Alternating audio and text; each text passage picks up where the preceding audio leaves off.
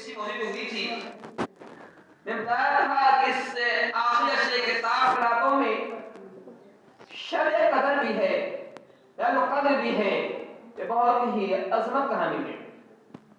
صرف ایک رات 1000 مہینے سے بہتر ہے۔ اس رات کی عظمت یہ ہے کہ صرف ایک رات 1000 مہینے سے بہتر ہے۔ یہ 5 راتوں میں سے 2 رات گزر چکی ہیں، 3 رات باقی ہے۔ ان راتوں میں ہمیں کرنا کیا ہے؟ ہم تو دیکھتے ہیں کہ ہمارے گاؤں میں یا ہمارے معاشرے کے اندر، ہمارے علاقے میں اس رات کو اکثر لوگ سوئے رہتے ہیں، کچھ لوگ جاگتے بھی ہیں، صرف قرآن پڑھتے ہیں، قرآن کا بدانی کرتے ہیں، پوری رات قرآن بتا دیتے ہیں۔ کیا یہ رات قرآن پڑھنے کے لیے ہے؟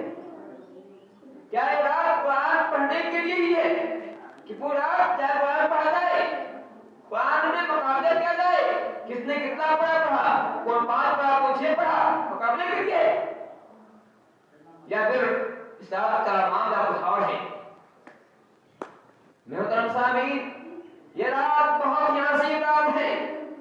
اب بتا دوں آپ کو کہ یہ رات قرآن پڑھنے کے لیے مخصوص نہیں، خاص نہیں، قرآن کو پوچھا پڑھنا ہے۔ یہ رات بطور خاص دعا کی ہے، یہ رات دعا کرنے کی رات ہے۔ اس رات دعا قبول کی جاتی ہے، یا دعا سنی جاتی ہے۔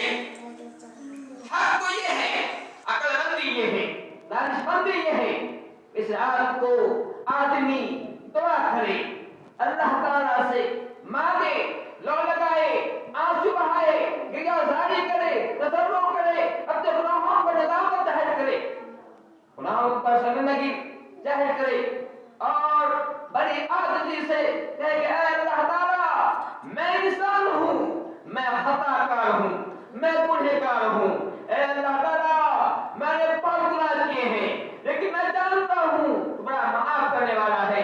اے اللہ تعالیٰ، آج کی رات بہت اہم رات ہے اور عظیم رات ہے، ہم تیرے سامنے اپنا ہاتھ بڑھا کر کے آنسو بہا کے دعا کرتے ہیں کہ اے اللہ دعا پڑھوا دے۔ دعا کی رات ہے، حق یہ ہے کہ اے اللہ تعالیٰ ہم غریب ہیں، ہم نادار ہیں، ہم مفلس ہیں، ہماری حالت اچھی نہیں، ہمیں کبھی کبھی بھوک کے سونے کی نوبت آ جاتی ہے۔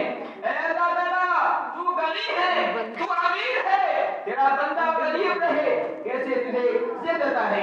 اے اللہ تعالیٰ اپنے فضل سے مجھے عطا کر، ہمیں دولت دے، یہ رات گڑا دے۔ اے اللہ تعالیٰ میں بیمار ہوں، میں دانے سے پریشان ہوں، اے اللہ تعالیٰ تو شفا دینے والا ہے، مجھے شفا دے۔ اے اللہ تعالیٰ تیرے گھر میں جوان بچی ہے، شادی نہیں ہو رہی ہے، دعا کر، مطلب یہ میں کہنا چاہتا ہوں کہ یہ رات